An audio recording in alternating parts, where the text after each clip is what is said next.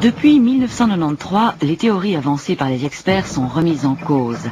Le débat est relancé, car les techniques de pointe utilisées par une nouvelle génération de chercheurs remettent en question les évidences du passé en fournissant des preuves irréfutables.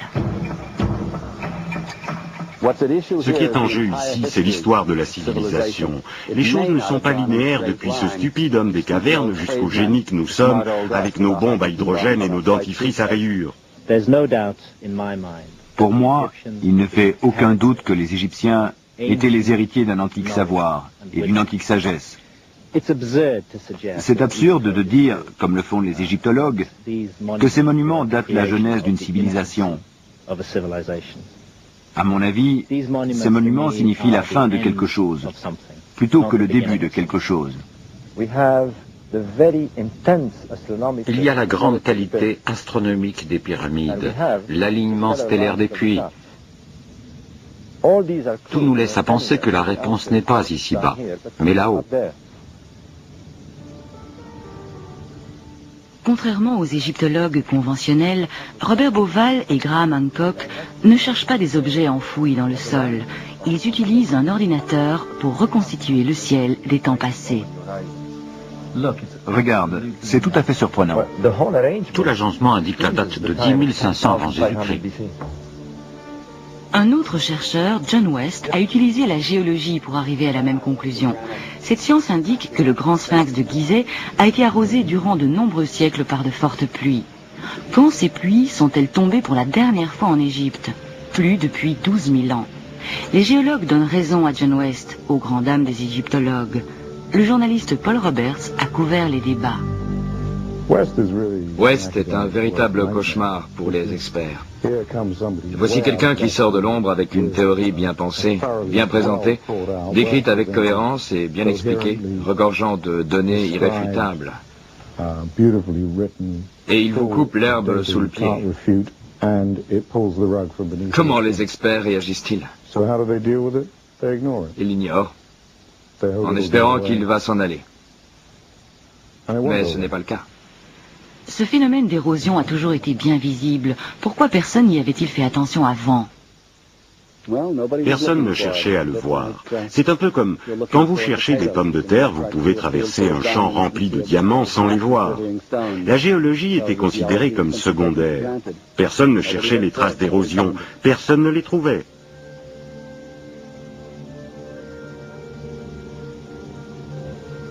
La civilisation pourrait-elle être beaucoup plus ancienne que nous le pensons? Les implications de cette théorie sont déroutantes. Une civilisation inconnue et avancée à l'âge de la pierre? Quand tout cela a-t-il commencé?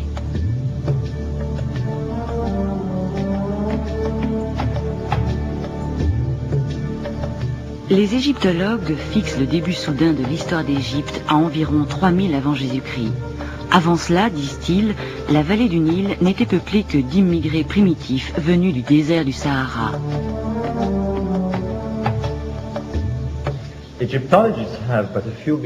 Les égyptologues n'ont que peu de moyens à leur disposition pour établir la chronologie de l'Égypte ancienne. En voici un. La liste des rois d'Abydos. Ici, nous voyons le pharaon Séti qui dit à son fils Ramsès II, « Regarde, mon fils, voici la lignée de tous les rois d'Égypte, en partant de Ménès, le premier roi de l'Égypte dynastique. » Mais les égyptologues s'arrêtent ici, en 3000 avant Jésus-Christ, et ils ne tiennent pas compte de l'autre côté du mur, là où Séti dit à Ramsès, « Voici ce qui s'est passé bien avant le règne de Ménès, il y a des milliers et des milliers d'années, quand la terre d'Égypte était gouvernée par les dieux et les demi-dieux. »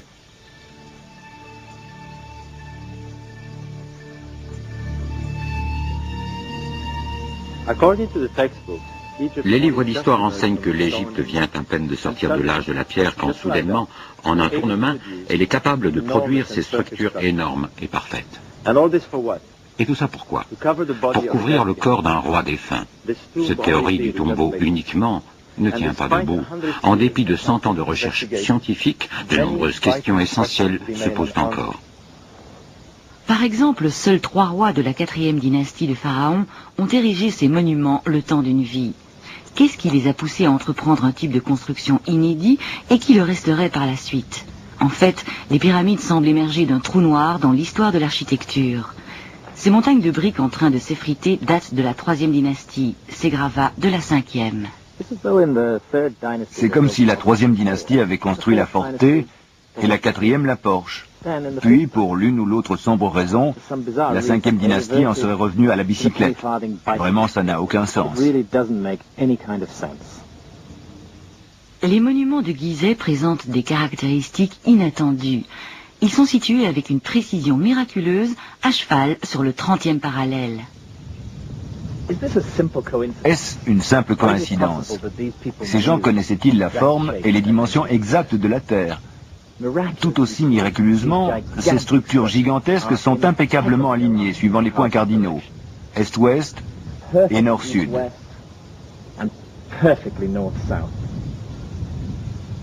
La précision de ces alignements est étrange et n'a plus jamais été atteinte dans aucune structure moderne. Comment une telle précision a-t-elle pu être obtenue il y a presque 5000 ans?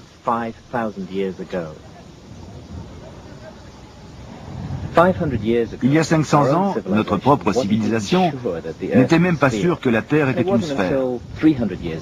Ce n'est que depuis 300 ans que nous connaissons les dimensions exactes de la Terre, mais ces gens savaient.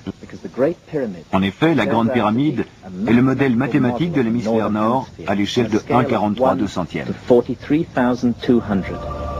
Cette figure n'est pas le fruit du hasard. Les astronomes savent qu'il s'agit du phénomène appelé précession, en relation avec le mouvement de la Terre autour de son axe.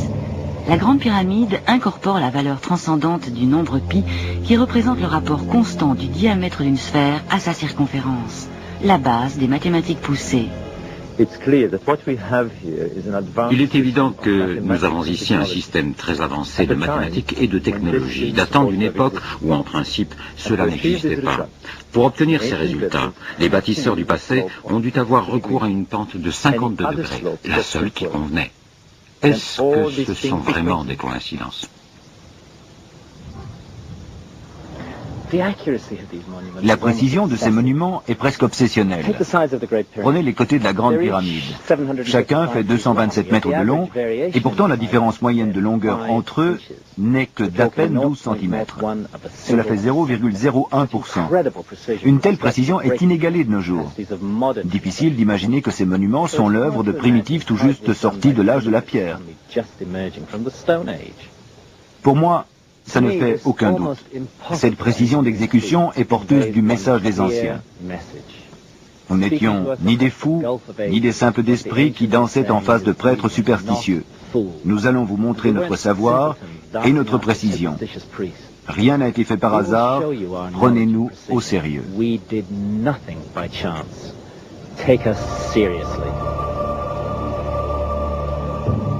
Selon les égyptologues, les bâtisseurs de pyramides ne méritent pas d'être pris au sérieux en ce qui concerne leur précision. Ils utilisaient des pentes rudimentaires, avaient des esclaves pour ouvriers et n'arrivaient même pas à se décider sur l'endroit où ils allaient enterrer le roi défunt à l'intérieur de la pyramide. Au fond, il y a cette chambre souterraine. Les experts s'accordent à penser que c'est la chambre funéraire originale qui a été abandonnée au profit de celle-ci, construite 40 mètres plus haut. Une nouvelle modification du plan les a fait abandonner cette chambre de la reine pour construire finalement la chambre du roi. Erreur sur erreur.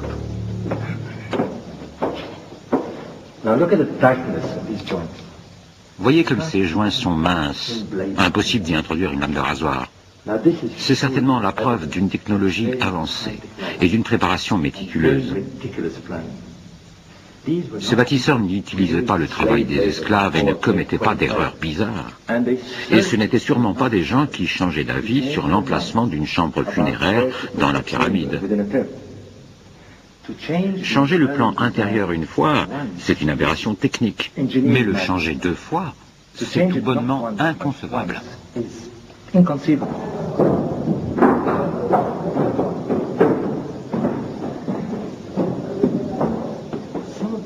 Certains de ces blocs placés dans le haut de la pyramide pèsent chacun autant que 100 grosses voitures.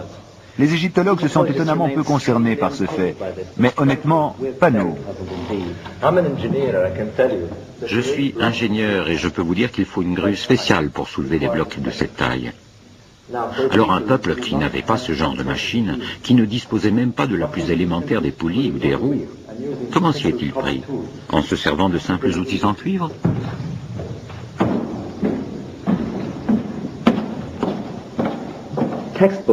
Les manuels scolaires disent que ces pyramides étaient des tombes royales comme toutes les autres. Mais à l'intérieur de Gizeh, on n'a trouvé ni momie, ni inscription, rien. En plus, certains des pharaons de la 4e dynastie ont bâti 2 pyramides. Pourquoi? Avaient-ils l'intention d'être enterrés dans 2 endroits à la fois? Et pourquoi aucun d'entre eux n'a-t-il laissé d'inscription? Pourquoi aucun d'entre eux n'a-t-il indiqué clairement à la postérité qu'il était le propriétaire des lieux? Posez-vous la question. Si vous veniez de construire le plus grand tombeau de l'histoire de l'humanité au prix de dizaines d'années d'efforts, laisseriez-vous le monde s'interroger sur votre identité? N'y aurait-il pas là autre chose qu'un simple tombeau? Cette construction pourrait-elle faire partie d'un tout autre projet?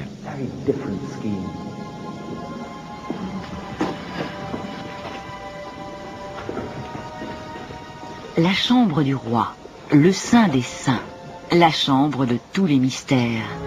Tout ce qu'elle contient, c'est un coffre en granit vide. Et Chris Dunn, expert américain en forage. C'est un travail incroyable et un mystère. Comment ont-ils fait ça? Jadis, on se servait d'une scie à chantourner ou d'un touret et on faisait pénétrer l'outil dans la pièce à l'aide de sable ou d'un diamant. Dans ce cas-ci, il aurait fallu beaucoup trop longtemps, des années, pour y arriver. Mais dites-moi, comment pensez-vous qu'ils ont fait? À mon avis, ils ont sûrement utilisé un outil à moteur. Aujourd'hui, si nous devions forer ça, la mèche pénétrerait dans le granit à raison de 5 millièmes de millimètre par tour. Pensez-vous que leur foreuse tournait aussi vite que ça? Non, la mèche s'enfonçait beaucoup plus vite. Plus vite? Oui, plus vite. Ils avançaient dans le granit à une moyenne de 100 millièmes de millimètre par tour. Des outils à moteur, cela semble un peu rapide comme conclusion. Cependant, le mystère reste entier. Les anciens étaient capables de creuser facilement le granit et même la diorite, la pierre la plus dure qu'on trouve dans la nature. Ils évidaient des vases en diorite que des outils modernes ne pourraient même pas toucher. Regarde comme c'est lisse. Comment faisait-il? Regarde la précision des joints. C'est parfaitement ajusté. C'est du travail d'opticien. En général, l'archéologie ignore le fonctionnement des étoiles. Les experts sont sceptiques.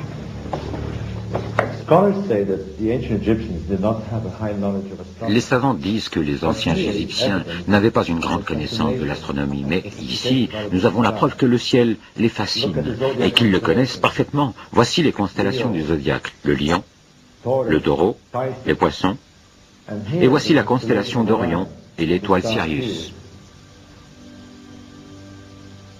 La position des étoiles dans le ciel n'a pas changé par rapport au temps reculé.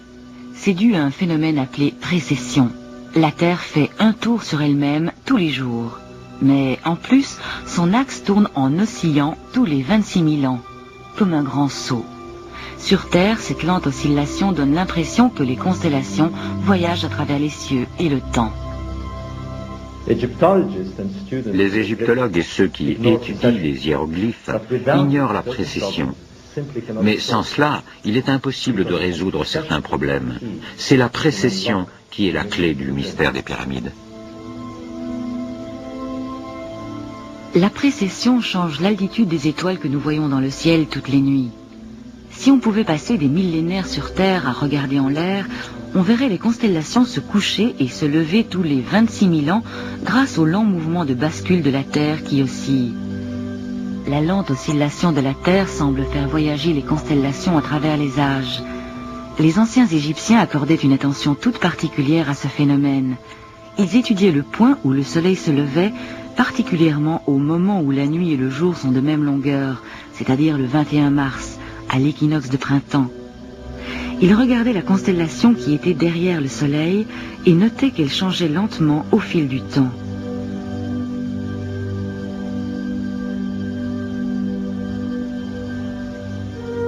Leur grand sphinx semble avoir été érigé pour contempler ce phénomène. À peu près tous les 2000 ans, un autre signe du zodiaque apparaît derrière le soleil et définit une autre ère, une autre époque astrologique. Maintenant, les poissons, le Verseau qui émerge avant le Bélier.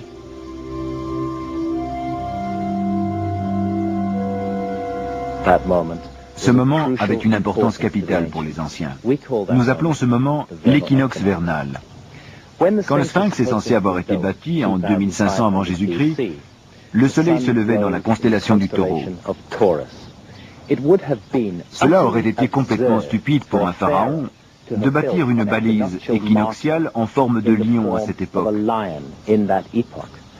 En fait, une seule époque aurait convenu pour la construction du Sphinx avec la forme qu'il a, l'ère du lion, commençant au 11e millénaire avant Jésus-Christ.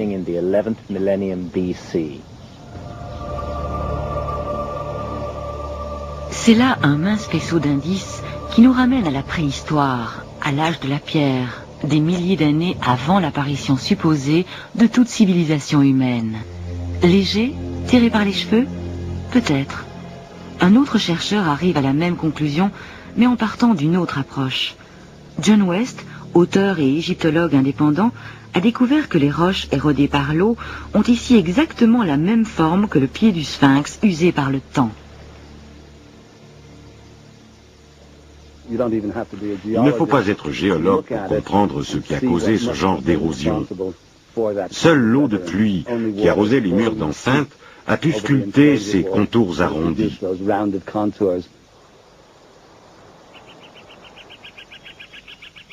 De l'eau dans le désert du Sahara? Il n'y a pour ainsi dire pas eu de pluie dans le Sahara depuis 9 ou 10 000 ans. L'âge de la pierre est difficile à dater, mais pour un géologue, l'érosion raconte l'histoire d'une roche. Voici les traces que des siècles d'exposition au vent et au sable laissent sur la pierre. Les couches les moins dures ont été balayées. C'est ce qu'on remarque partout à Gizeh.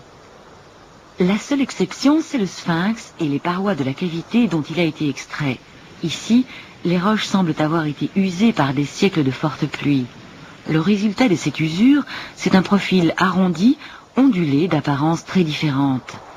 La découverte de John West est explosive. En effet, de quand datent les dernières grosses pluies en Égypte? Certainement pas du temps des pharaons. Les crues du Nil auraient-elles pu causer cette érosion? Absolument pas, parce que les crues du Nil seraient venues du bas. Si les monuments avaient été inondés par les eaux du Nil, l'érosion aurait été différente. Le bas des murs aurait été touché. L'érosion aurait été plus forte au pied des monuments, pas au sommet. En plus, il n'y aurait pas ces profondes fissures. Les géologues ont trouvé pertinents les arguments de West et se sont rangés à ses côtés dans le débat l'opposant aux égyptologues qui, jusqu'à présent, n'ont trouvé aucune réplique sensée à ses conclusions. Le sphinx lui-même a été trop souvent réparé pour qu'on puisse déceler quoi que ce soit, bien que...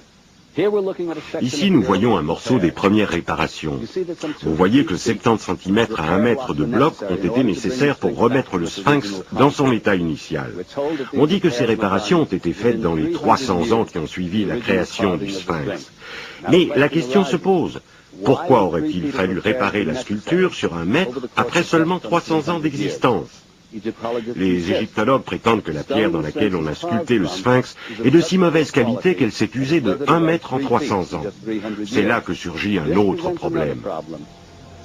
Si la pierre dont est fait le sphinx est de si piètre qualité et que le sphinx a été sculpté il y a 4500 ans, cela voudrait dire qu'à la moyenne de 30 cm d'érosion par siècle, le sphinx aurait dû disparaître il y a 500 ans, et il ne l'a pas fait.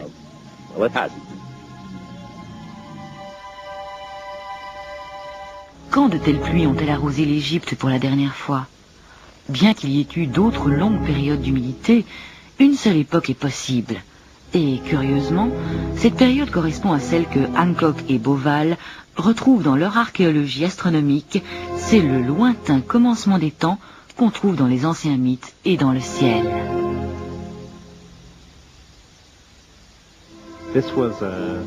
À cette époque de l'histoire de l'humanité, la Terre connaissait un bouleversement sans précédent. Un énorme cataclysme s'est produit sur Terre il y a 12 500 ans. C'était la fin de la période glaciaire. La Terre avait connu 50 ou 60 000 ans de relative stabilité climatique. Des millions de mètres carrés de glace couvraient l'hémisphère nord. Et soudain, pour des raisons qu'aucun scientifique n'a encore réussi à comprendre, toute la glace a fondu en l'espace de 2 à 3 000 ans. Le monde différent de la période glaciaire, avec une couche de glace épaisse d'1 kilomètre couvrant le nord de l'Europe et de l'Amérique. La fin de la glaciation a amené un cataclysme. C'est ce que pensent les archéologues et d'autres scientifiques. Serait-ce le déluge dont parle la Bible ? L'Égypte a connu des changements importants et dramatiques à la fin de la période glaciaire, particulièrement vers 10 500 avant Jésus-Christ. C'est alors que de fortes inondations ont recouvert la plaine inondable, ruinant la vallée du Nil et le delta en général.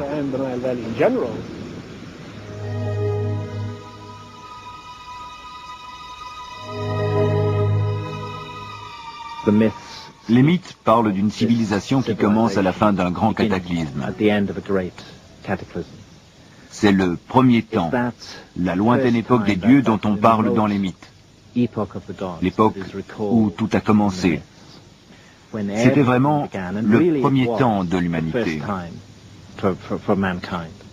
Nos souvenirs commencent à ce moment-là. John West fait remonter le grand sphinx à la fin de cette période glaciaire. Mais pourquoi a-t-il un visage et une coiffure de pharaon? Regardez bien la tête du sphinx. Elle est en meilleur état que le corps. Même si la tête a été taillée dans une pierre calcaire beaucoup plus dure, cela n'explique pas qu'elle soit en tellement meilleur état que le corps. À un moment donné, elle a dû être refaite.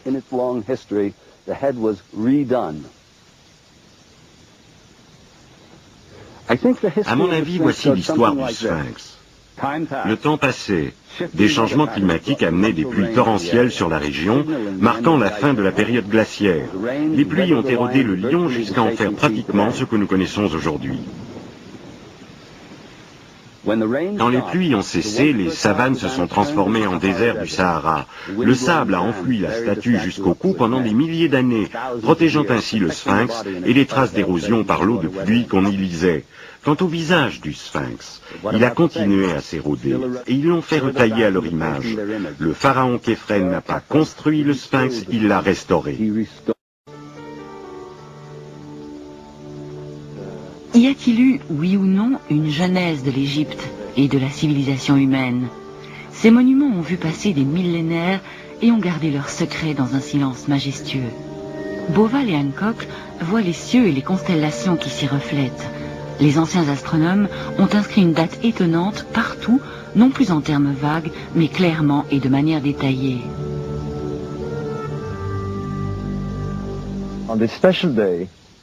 Ce jour-là, le soleil se levait plein est. Aujourd'hui, le sphinx va regarder la constellation des poissons. Jetons un coup d'œil sur l'horloge de la précession telle qu'elle était jadis et voyons ce qui arrive. À cette époque particulière, en 10 500 avant Jésus-Christ, le soleil se levait plein est, dans l'axe du sphinx, à l'apparition de la constellation du lion. Voici la constellation du lion qui apparaît à l'horizon et voici le soleil. À cette époque, à l'ère du lion, le sphinx regardait sa propre image dans le ciel.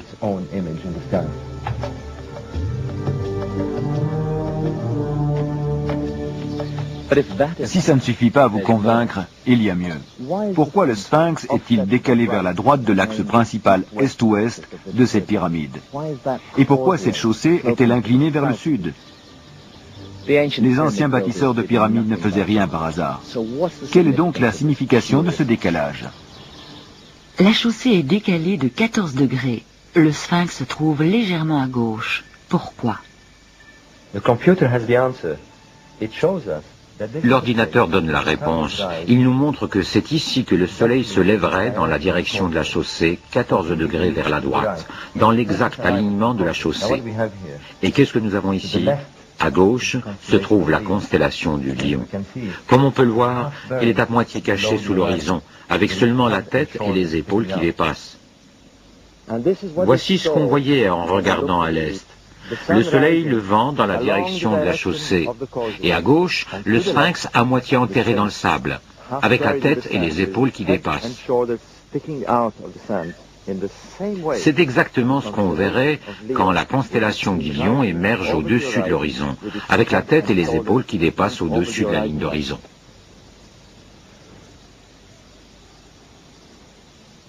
Le sphinx et les pyramides s'associent pour former un gigantesque hologramme astronomique du ciel d'Égypte, vers 10 500 avant Jésus-Christ.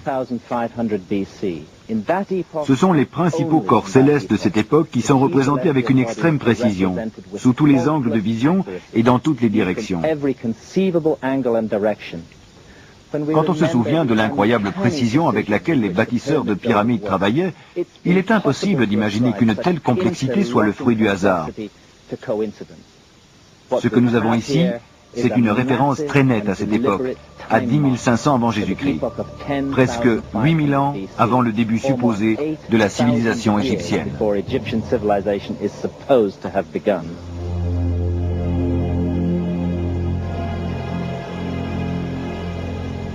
Rien dans l'Égypte dynastique, l'Égypte que nous connaissons, ne ressemble à ceci. Tout fait référence à une époque antérieure. Je crois que le sphinx est peut-être réellement un vestige de la civilisation perdue qui existait à cet endroit il y a 12 500 ans.